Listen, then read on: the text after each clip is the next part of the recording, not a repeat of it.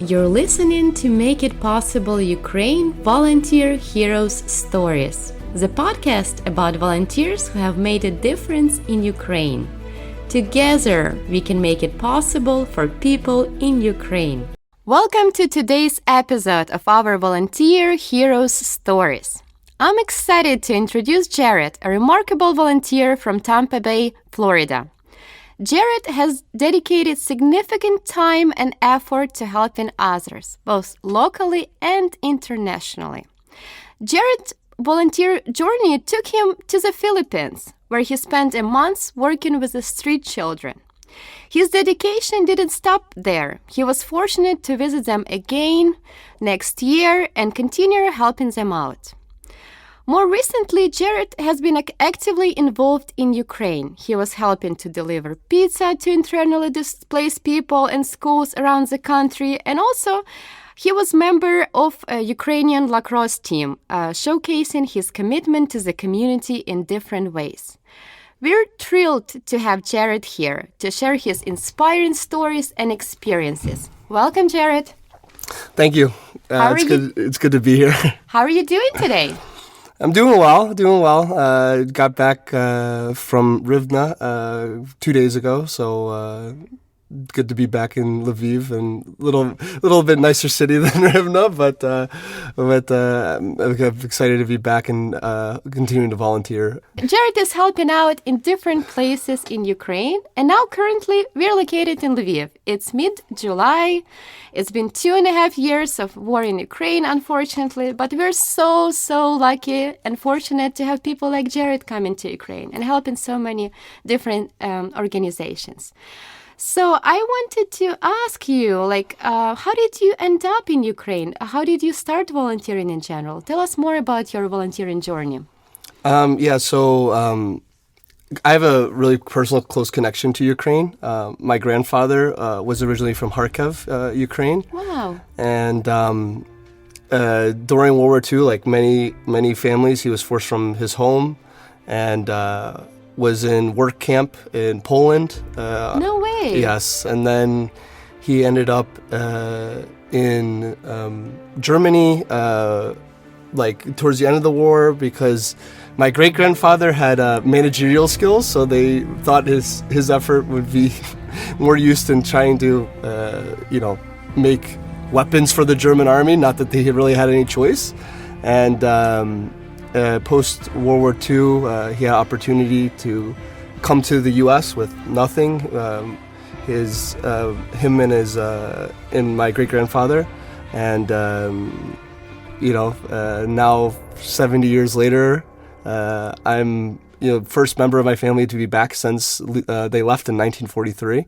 That's incredible! What an incredible story! Yeah, a lot of people, like him being from Kharkiv, a lot of people are like, oh, it's close to the Russian border. Oh, he must be have Russian connections, this type of thing. But his, to the day he died, his most cherished day was the day that Ukraine got its independence. That's amazing. Yeah. And again, it's been so many years since then. That's again what Ukrainian people are fighting for. Mm-hmm. That will be the happiest day of our current lives of Ukrainians. That's awesome. What an inspiring story. Thank you so much for sharing. Yeah. And thank you for being here. Yeah. That's incredible. I always share that Ukrainian people are, they have such a sense of freedom and hope for democracy and a better life that it's so inspiring. And a lot of Ukrainians are so surprised by this because they're like, why does an American care so much about Ukraine? And they don't understand what the inspiration they are to the world. Because I think it's very similar also what America is standing for freedom, for ability to have anything you want in the life and to make that possible for yourself. So I think that's what Ukraine is fighting for as well. Yeah, my grandfather, one of my biggest inspirations, because when he came here with nothing, he put himself through university and then started his own business, worked 90 hours a week, and was able to be middle class and coming from absolutely nothing to having a family and a steady home. That's incredible. It's the American dream kind of thing. And here he has you doing very important, very helpful things now. That's very inspiring. He did a good job. Yes, Great. Yes. That's awesome. But based on what you told me and what I know about you, you started volunteering long time ago. Yep. And you've been doing it around the world and locally. So tell us more about, like, how did you decide to do it? Yeah, I mean, I started, my dad's a philanthropic-based financial planner, so he works a lot with charities. So, like, that's how I kind of first got involved. And then during when my grandfather passed away, I felt this extreme urge to come back to Ukraine and to be the first person to stop in my family since 1943 to come back here. And in 2019, I came with. I reached out with the Ukrainian lacrosse team and an organization called FCA, which is Fellowship of Christian Athletes, which helps spread the Bible, but also sport, like through many different countries, Ukraine, Philippines. That's beautiful. And I was able to raise money to come here in 2019, and I spent 10 days in Ukraine. And ever since then, it wasn't even just about obviously being in Ukraine. It was a very touching time for me, but being with the kids, helping them like learn lacrosse and how much just their enjoyment. And then after I graduated for my master's, I joined.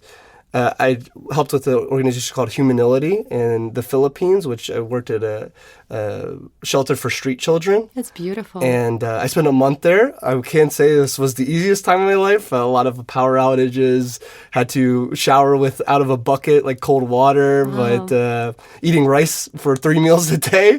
Not a little different for a diet, but it was, like now and even then, like, it's just infectious and amazing on these like kids they have such rough time, like things that kids should never go through. Like for the Philippines, for example, there was kids that were coming from human trafficking from the streets, where there even instances where their parents like left them, like just gave up on them at 10 years old, Wow. and these kids always found a reason to smile, and they were just so happy for just to be alive and to enjoy life. And it kind of puts everything that I complain about into perspective. Like, Totally. we say first world problems, kind of thing. You always have issues, but if these kids can find a reason to smile every day, then, what am I complaining about? Putting things into perspective. And ever since then, it's just been infectious. I always want to help out when I can. Do you think everybody should volunteer to some extent? Oh, of course. One of the things I always think of, like, for universities, especially in America, that they should spend, they should have a requirement of, like, to spend a month or that. like 2 weeks into a different country around the world. Volunteering. Wow, that's a great idea. I like that. Because it puts everything into perspective. You put your life into perspective. You become more humble and more grateful for the things you have. And it also makes you have like a worldview, like to understand that everything's like, while America's not perfect, like it's a very comfortable life. And I mean, you've lived there for a couple years, so you understand. But comparative to places that, they're just figuring out where their next meal is coming from, or these types of things, it's really rewarding. It's just it's education of the soul, I would call it. I agree with you. Yeah. For me too, when I lived in US and I had very comfortable life, and when you see the world, or you see that it can be different elsewhere, then it gives you this willing to help other people, because you have a great life, and like you want other people to have a great life. So I think that's the beauty of United States, that they give you this power of optimistic, and you want to help other people. And I think that's why US is helping Ukraine those days that much, because they want to help out. They believe in the values we're fighting for right now, which is freedom and a better life and all this kind of stuff. So again, thank you personally, and United States, of course, every country, for all the help. I don't know, we probably wouldn't be sitting here in Lviv right now if it wasn't for all this help, right? Yeah.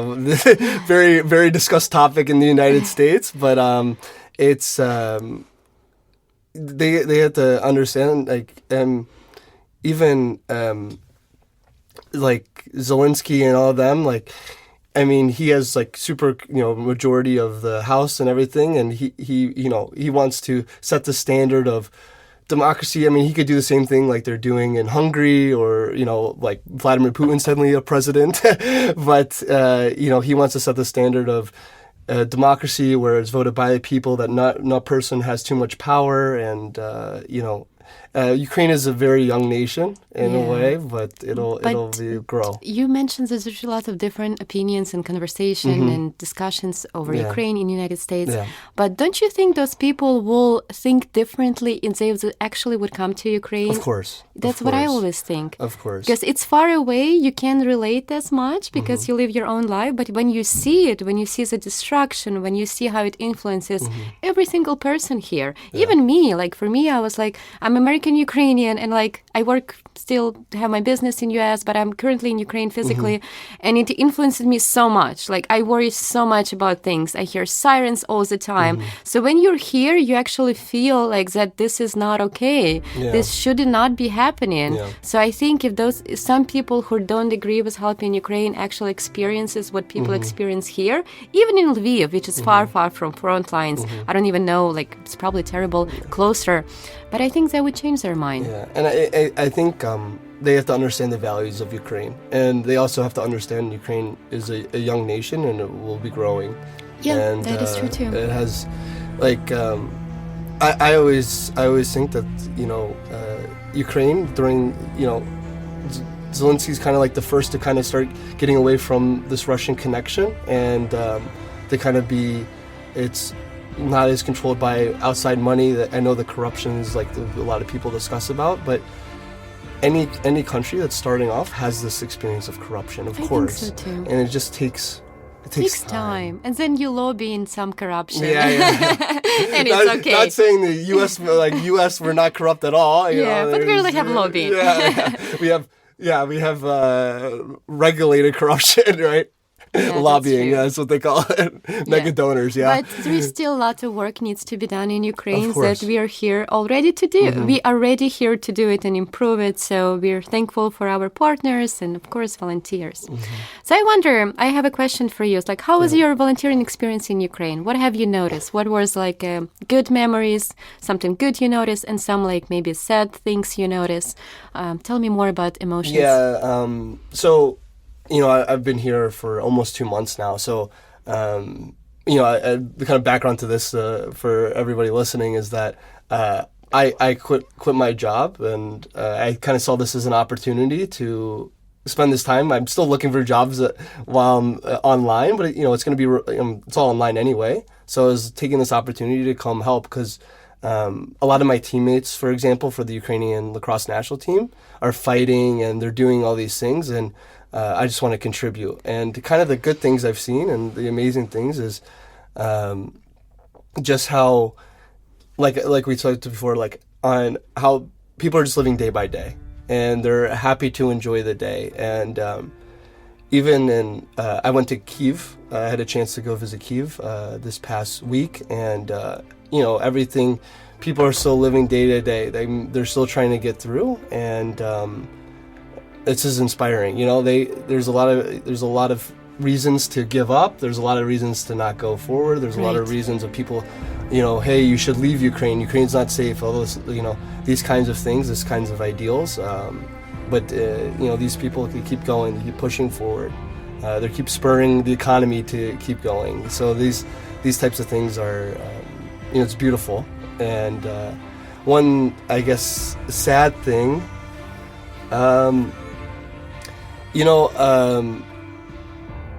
seeing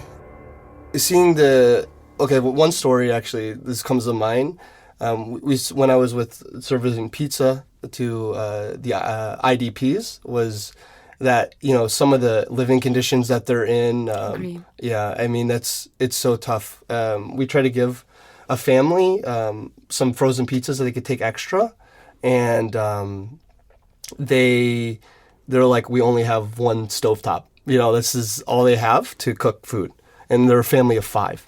And it's not it's not great. This is just the effects of war. I mean, these people are from the Far East, and but again, they're still trying to push every day. There, you know, as a group of like 3 or 4 kids that were part of this family that, you know, they were sad about it, but, you know, they're still going to continue to push, and, you know, that hopefully one day that they can get back to their home, and rebuild and you know, to flourish again, you know, to be I think it's really inspiring to see that. Yeah. Yes, because compared to like all the problems we have in our lives when we live in US, right? We're like, what is the problems we have? I don't know. high rent. High rent all the time, something like that. So you like didn't get a some bonus or affordability, whatever it like, is. yeah. You're late somewhere, but it's like people like having like really big issues, and they still keeping up, and they still staying positive and believing in a bright future ahead of them. But I think also it's because of people like you, because like for example now in Lviv you walk around and you see so many like English language and you see foreigners, and for us, for Ukrainians, it gives us hope. First of all, that people didn't forget about us, and second of all, is that everything going to be okay. And maybe that family that you saw, because of you, they were like, okay, he's American person, that he cares, will be okay. So thank you. I think this means a lot to us, even your presence here. And I think, you know, the messages to Ukrainians, just keep going. Like, Awesome. There's going to start more and more. So I think even the longer we go, the longer they push. I mean, I know Russia's already very demoralized by this, and financially as well. There's, you know, they're feeling the tariffs and types of things that we have against them, and I think I pray every day that this war ends very soon, and I think what Ukraine is doing is very inspiring. I mean, nobody would in all the military people would think that Ukraine would have been able to even fend off Russia during the first couple days of invasion, even before like U.S. support, right? I think they didn't realize who Ukrainians are. Yeah. We're very like, we're not, what is that? Not following anybody rules. We're like very pro democracy and freedom. So I think what Russians underestimated is just the nations, the ways the nation are. Like, that's the thing, is like, we're not Russians that will be following somebody's, even president's rule and not doing anything. Yeah. We had so many, like Maidan, we would go to the square, we would do against things. So Ukrainians, you can't really control that nation. It's very, like, since all our history, we always were we were under different countries all the time, pretty much, but we always wanted to have a freedom, and we always were fighting against all these nations that were coming our way. Yeah. So I think that's an underestimation. Yeah. Like, I've heard so many older people, like, especially Western Ukraine, it's like, every single person. Maybe there is some very, very small support on Eastern Ukraine, very small. But in Western Ukraine, I mean, if they come this way, it would be just very bad for them. Yeah. Because people here are very against anything Russian. Yeah. But anyways, without American support, without support of other countries, of course, we would not be where we are right now. That would be not possible. Yeah. So that's a big deal. But even, as I said, like, even Ukraine being able to defend it off without, like, before the aid even came, you know, before this Western aid even came, that it was amazing. You know, the crazy part was that I stayed in Irpin. You did? Yes, when I was here last. So it's like a couple kilometers from Kiev. Yeah. And they got to Irpin. Correct. So the buildings, in the morning I'd do a run around the city, and many of the buildings, it was very surreal. So many of the buildings that are Jarrett, there. I'm worried about you right now as I'm listening. Yeah, it's very surreal that, because the buildings that I was running around, they were all, you know, this is where a lot of the tanks were stopped. So Irpin was like kind of half and big, half, yeah, it was a big battleground for, this is where they got to. So, but it's crazy that a lot of the buildings were because destroyed, you know the place. I think the craziest is where actually you know the place and now it looks different because of all these things. So for you, it really affects you personally this way compared to just watching on news some photo of something you never been before. Yeah. That's why. So, but I'll say this too about the volunteering. Let's get back to the volunteering, but the effects on volunteering, I even say this selfishly, is that it's always good for the soul. They say psychologically, like in psychology, the happiest you are is when you're helping others. I agree with you. And I think that's really good. So if you want to even think of it as a selfish way, that it'll bring you happiness. Doing stuff for others is what being a human is all about. The compassion. Do you think you're happy right now? Of course. By doing what you do. Yes. Awesome. I mean, outside of the, 8 hours a day, sometimes you get the power outages, And air raid sirens and stuff. Sirens, but Lviv is the most relatively safest city in Ukraine, so it doesn't bother me too much. And if people can live day by day, even in Kharkiv, That's all true. the way in the So east, many people do that. who am I to really, complain about this? And they obviously have much more, difficult, time, and they have to get into shelters, and this in Lviv, it's less of a threat.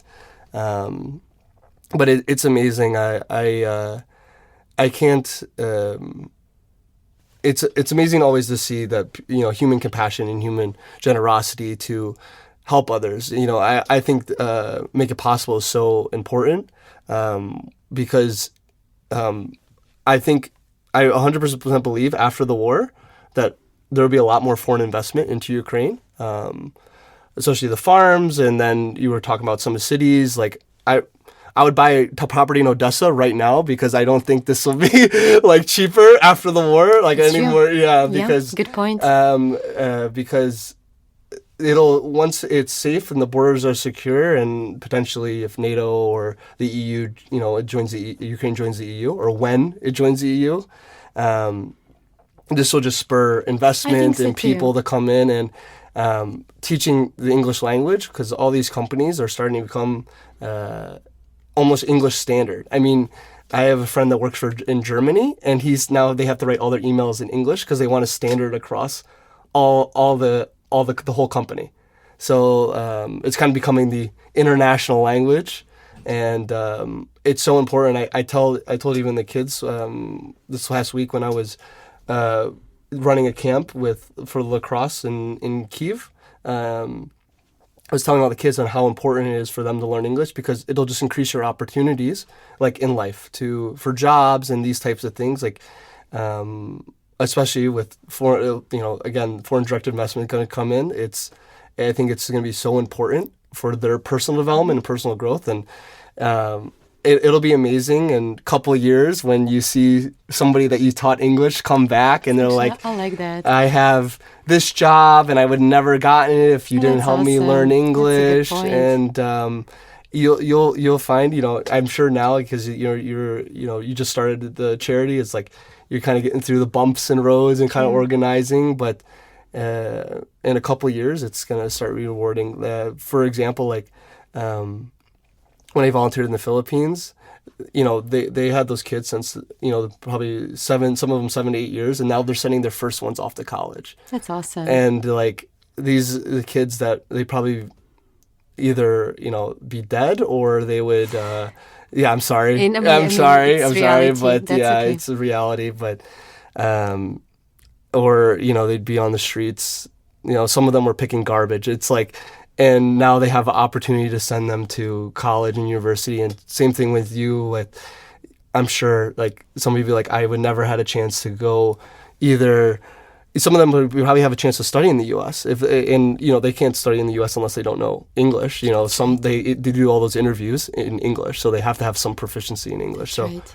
And I'm sure in a couple of years it's going to be so rewarding. And I believe so too. Yeah. For now, when you do something related to nonprofit, right? Mm-hmm. It's really hard to measure the result, because when you work in businesses, you see result is by profit or other sales, things. Yeah. And here, it's like, for me, it's always really hard. I was like, do we do it right? Is it even helping anybody? Because it's hard. It might take years, and then somebody gets back to you, and then you understand. But for me, because I've been doing it for 2.5 years, it's enough period to see the difference in progress in kids. So some older kids were with me for 2.5 years, English, and I see a difference. I see the difference in their happiness level and ability to do something forward.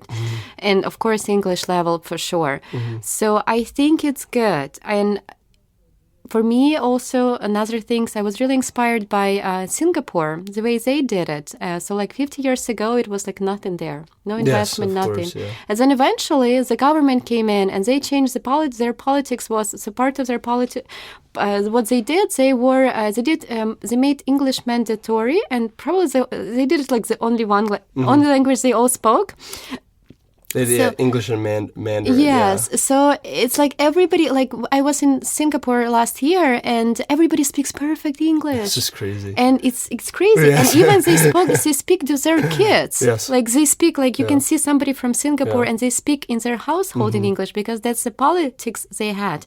And so what government knew that when investment comes, we need to make sure we have people that are ready to do the job. Yeah. So they did like a big emphasis on English and also education, of course, and it helps them. So for me, I believe that will also help Ukraine. And we're doing a smaller part, but who knows? Sometimes you think it's smaller, but it's actually can impact so many people because each kid will impact somebody else as well. So actually the difference we're making might be much bigger than we think it is. Yeah, some of the Ukrainians I talked to, they said they have English in school, but they said it's not very, like, it needs to be improved. It's all right. It needs to improve. Yeah, I used to have tutors all the time, but not everybody has ability to have tutors. So that's where you actually can learn, speak, and better, yes. Yeah, it was only the people who had tutors were the ones who were kind of able to speak English That's to true. me. And then the ones who just did it in class, they said it's like... it's all right, and then you forget it. Yeah. So to end our interview, I want to ask you the last question. Okay. Do you think it's worth coming to Ukraine to volunteer? Would you recommend it to anybody? Yes, I mean, of course. And I think if not in Ukraine, if you don't feel as like comfortable, go to Poland. Like there's so many organizations as well in Poland Makes to sense. do so. If you want to feel... if you don't want to hear the air sirens, but even Lviv is I mean, I felt very safe. I mean, I feel safe than some of the U.S. cities I've been to. I hear you. Lviv is a beautiful city and amazing people, and everybody has been super welcoming and super supportive, and even I know the banks, like if you need to withdraw money, if you say you're a volunteer, they'll waive all the fees. That's awesome. So there's a lot of support to help the volunteers and organizations, and I think getting involved is always rewarding. I mean, I always say like, yes, your career, like you being a CPA or, I do international business, like this is always, a great part of your story, but the things you'll talk or be most proud about. Totally. For me, like personally, my trip to Philippines, I will say this story forever. Yes, and it was only a month of my life. I mean, in the grand scheme of things, 1 month. And it's something I will cherish till I pass. 100%. And same thing with this trip. It's something I will always say, I took this opportunity to do so. And I always say this, just do it. Don't overthink it. Because, like a lot of people get nervous. I have like a friend who, he has a lot of money saved up. He has like all these things. He's like, he's been talking about a trip. He's like, I almost convinced him to come to Ukraine, but he's like hesitant. Oh, like I have some work to do, blah, blah, blah, blah, blah. And he was like, I don't know, he was over like 2 months of 6 days. Like, I'm like, just spend 2 weeks. Like, let's just do it. Like, you will find it the most rewarding experience. And I think there's something to travel when you're not only just doing it for vacation. Totally. And like here, I have a chance to not only help others, but to see the beautiful city of Lviv and really experience it. Remember, like last time I was only out east, so I get to experience like, this is a lot more European style kind of city, smaller city, but beautiful with trees and beautiful walkways and these types of things in nature. And so I always say to people is just take the chance, because things that you have, like work and these types of things, will always be there. They will always be there. You will always have work when you get back. And, maybe I'm speaking from a U.S. experience, but like, I'm sure it's even for most European countries. but anyone, it's always rewarding, and you will always, and when you're writing your story of your life, you will always write a good portion of it about your experiences volunteering and overseas and this. I mean, yes, vacation is nice, but this impact is just very rewarding, and I think it just adds just another layer of value and another layer of fulfillment to what we're doing and what you're doing here, and as a international volunteer, just to experience different people and different cultures and kind of realize that people aren't too different. People just want to be happy. People just want to be safe. People just, want food on their plate, and, they just want to enjoy life, just find a reason to smile. And I think that's, me, I've traveled many different places around, from Dubai to all over Europe, and many different cultures.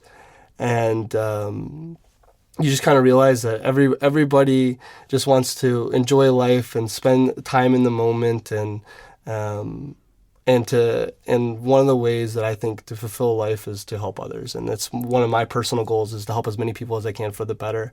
So this is something that drives me as a person. So thank you. I mean, I'll say this as a volunteer. These stuff can't happen without organizations like yours, without you taking your time and like a risk, right? Like setting up an NGO, spending a lot of time setting up charity. It takes time, and it's not like instantly rewarding. As you're kind of you're 2 years into this now, like. As you know, it took time to kind of get things organized, and you're starting to build up, and it just over time it'll get better and better and easier, But without people like you, that my opportunity to come here and volunteer is impossible.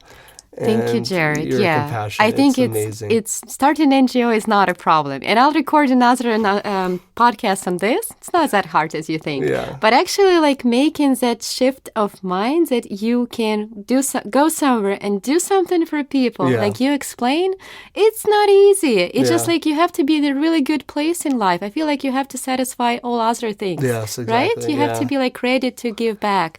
And what you just mentioned, it's beyond being inspirational. So if you're still not sure if you want to volunteer or not, I think Jarrett would convince anybody. I was listening to you, and I was like, I want to volunteer, even if I already do that. But I was like, I would go whatever he tells me to go. So thank you so much, Jarrett. Personally, you're a big deal, and what you're doing here is a big deal for Ukrainian people. Even just seeing you here, it gives us a hope that everything is going to be okay, and people care about us. So thank you so much. Yes, of course. Appreciate it. Yeah, they should know that we all care. Thank you. We all care. We do feel that, and especially because you're here. Thank you so much. All right, thank you. I'll see you next year. Yes. Thank you for listening to our podcast. I hope you enjoyed our amazing volunteer story as much as I did. I truly hope it inspires you to volunteer in Ukraine. We need as much help as we can get, and every effort counts. Check out our Instagram, Make It Possible Ukraine, and our website, makeitpossible.ua.org, for information on our current and future programs. If you can, please support our future initiatives financially by donating on our website. Your contribution will help us continue to bring smiles to more kids in Ukraine. Thank you so much, and see you in the next episode.